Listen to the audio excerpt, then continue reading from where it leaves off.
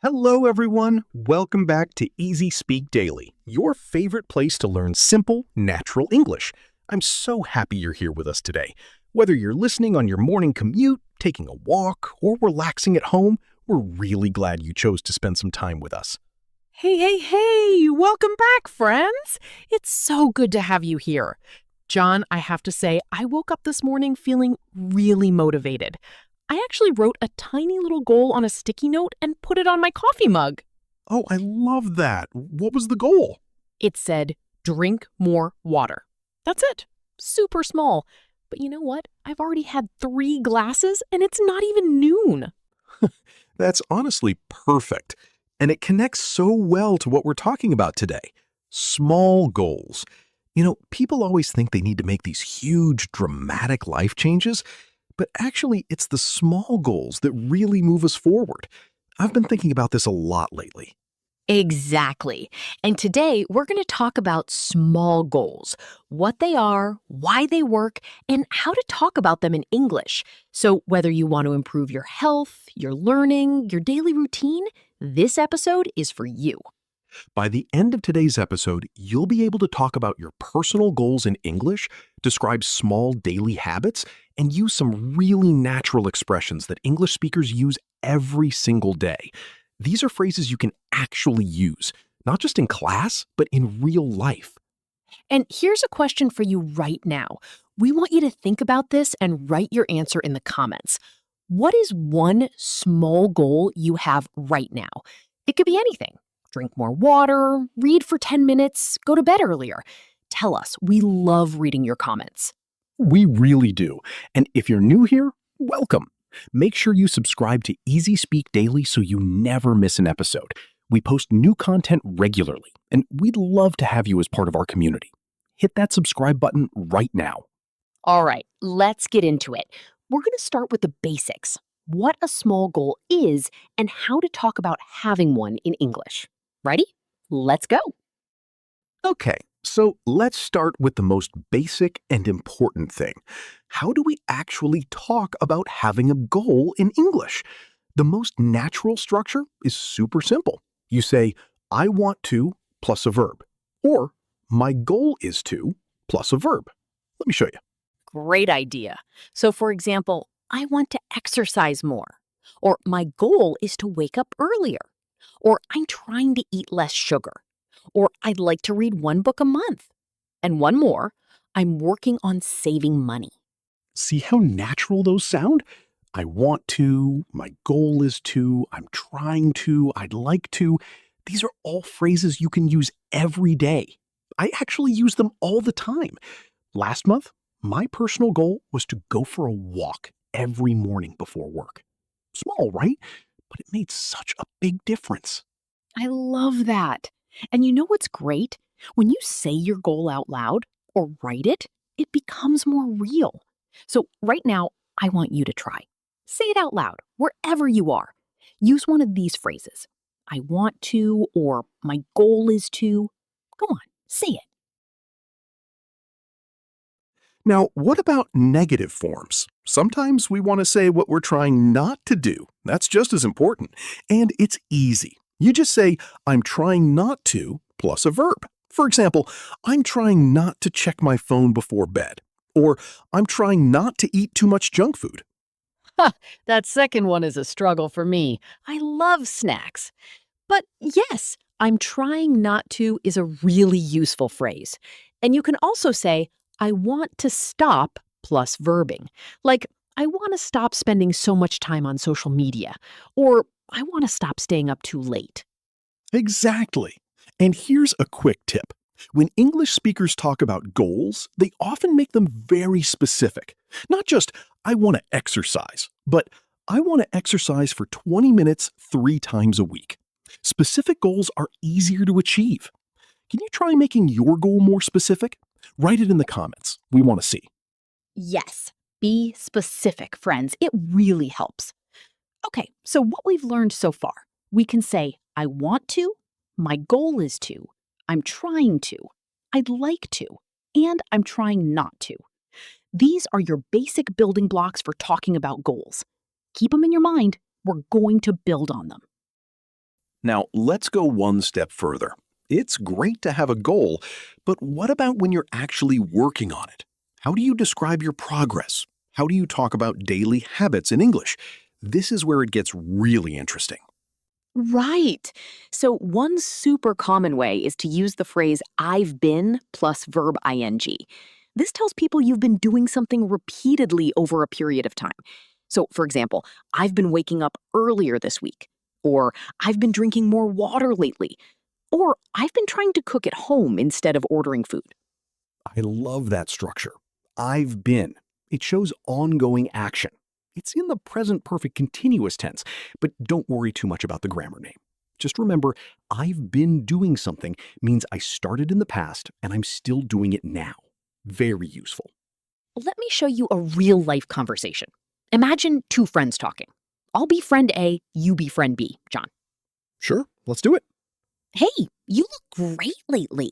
Have you been doing anything different? Actually, yes. I've been going to bed at 10 o'clock every night. I'm trying to get more sleep. Wow, that's amazing. How's it going? It's going really well, actually. I feel so much better in the mornings. See how natural that sounded? The phrases, how's it going, and it's going really well are so useful. You can use them to ask about someone's goal or to talk about your own progress. How's it going is informal and friendly. It's going well is a positive, simple answer. Now, what about the difference between formal and informal? In a casual conversation with a friend, you'd say, it's going really well, thanks. But in a more professional situation, like talking to a boss or teacher, you might say, I'm making good progress, or I've been consistently working on it. Great distinction. Okay, here's a quick practice. I want you to answer this question out loud. What have you been working on lately? Try to answer using I've been plus verbing. Say it out loud. Even if no one is listening, it helps you remember. And write your answer in the comments below. First, think of your goal. Second, put it into the I've been structure. Third, say it clearly. I love it. And remember, it doesn't have to be perfect. Just try. The more you use these phrases, the more natural they'll feel. We're here cheering you on every step of the way. Absolutely. Okay, quick review. To describe progress on your goals, use I've been plus verbing, it's going well, I'm making progress, or I'm working on it. These phrases show that you're actively doing something, and that's really impressive. Okay, so we've talked about how to say your own goals and describe your progress. Now let's talk about something equally important, encouraging other people and responding when they share their goals with you. This is a big part of everyday English conversation. Oh, this is so good because in real life, people share their goals and plans all the time. And knowing how to respond warmly and naturally makes such a big difference. Let me give you some examples. When someone tells you their goal, you can say, that's a great goal. Or, I'm sure you can do it. Or, that sounds really achievable. Or, I believe in you. And you can ask follow-up questions too, like, how are you planning to do it? Or, what's your first step? These questions show that you're interested and supportive. In English-speaking cultures, people really appreciate that kind of encouragement. Now, here's a tip about tone. If someone shares a big goal, like learning a new language or starting a business, your response should feel enthusiastic but genuine. So instead of just saying, cool, try saying, wow, that's really inspiring. Or, that takes a lot of dedication. Good for you. Let's practice this together. Pookie, tell me a goal you have. Okay, I really want to learn how to make bread from scratch, like actual homemade bread. Oh, that's such a cool goal. I've always wanted to do that too. How are you going to start? I'm thinking of watching some videos first, and then just trying it on the weekend. That sounds like a perfect plan. I'm sure you'll be a great baker. See how easy and natural that was? Now you try. Think of a friend's goal, or make one up, and practice responding. Use phrases like, that's a great goal, I believe in you, or how are you planning to do it? Say it out loud right now. Seriously, out loud! And here's a little challenge for you. In the next few days, when someone around you mentions a plan or a goal, try to use one of these encouraging phrases. See how they react. I'm pretty sure they'll smile. It really does make people feel supported. And tell us about it in the comments. We love hearing your real-life stories. Okay, structural review time. When someone shares a goal, say, "That's a great goal." Ask, "How are you planning to do it?" and respond with genuine warmth. When sharing your own goal, use, "I want to," "My goal is to," or "I've been working on." Keep it simple. Keep it real. All right, now let's talk about mistakes. And I want to say right away, both Pookie and I have made all of these mistakes, so please don't feel embarrassed. Mistakes are just part of learning, and honestly, they're how we get better. Okay, mistake number 1, saying I want to achieving instead of I want to achieve. This is very common. After want to, you always use the base verb, no ing. So I want to achieve my goal, not I want to achieving my goal.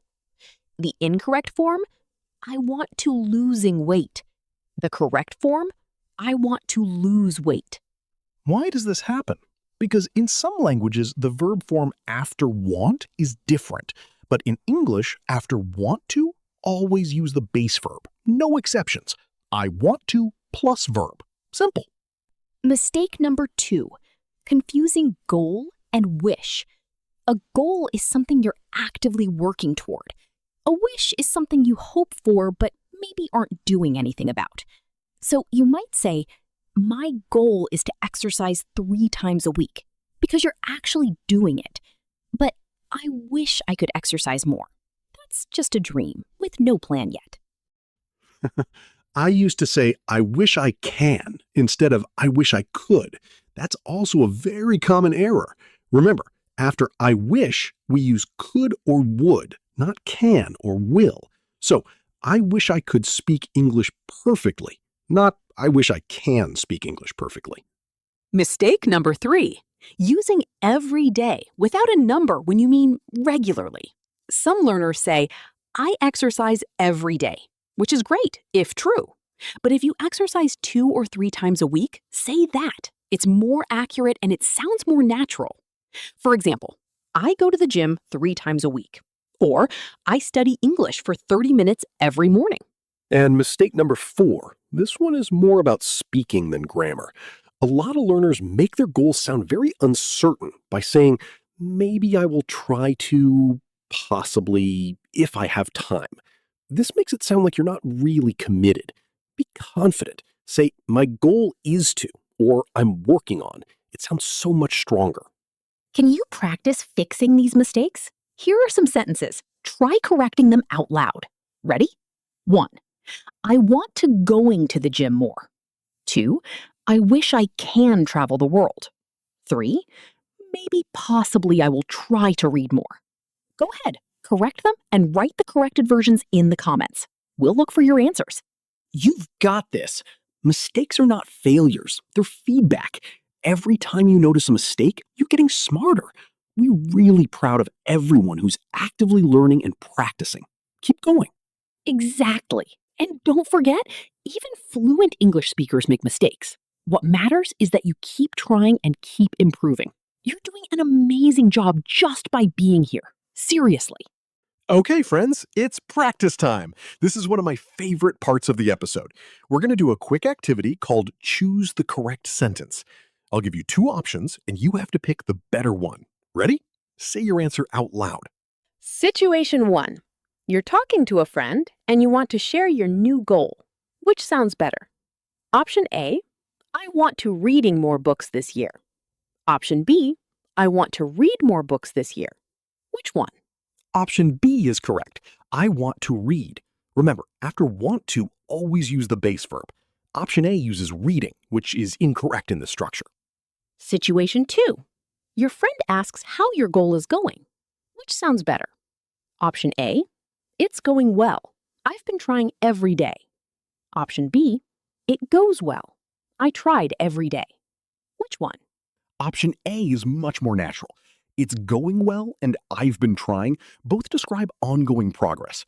Option B sounds stiff and a little unnatural in this context. Situation 3. You want to encourage a friend. Which sounds better? Option A. Cool. Option B. That's a great goal. I'm sure you can do it. Which is warmer and more natural? Option B. It's specific, warm, and encouraging. Cool is fine among very close friends, but it doesn't really show support. Use fuller phrases when you want to really encourage someone. Situation 4. You want to talk about a habit you're building. Which sounds better? Option A. I try to wake up earlier. Option B. I've been trying to wake up earlier this week. Say your answer out loud before we tell you. Both are actually acceptable, but option B sounds more specific and natural for talking about recent progress. I've been trying tells us it's been happening lately, right now, this week. It feels more alive and real. Now here's your challenge. Make your own sentence using one of today's phrases and say it out loud. Right now. Don't wait. Then write it in the comments. We'd love to see your examples. Remember, real conversation means trying, even when it's not perfect. That's how all great English speakers got good. They just kept talking. Wow, what an episode! I have to say, I always love talking about goals because it's so motivating. And today, we covered so much really useful, practical English.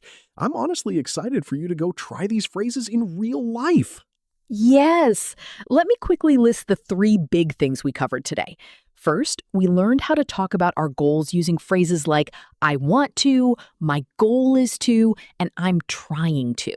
Second, we learned how to describe progress using I've been plus verb ing and expressions like it's going well and I'm working on it. And third, we learned how to encourage others using warm, genuine phrases like that's a great goal and I believe in you. These are all phrases that real people use in real conversations with friends, family, coworkers, and even strangers. You don't need to be perfect to use them. You just need to try.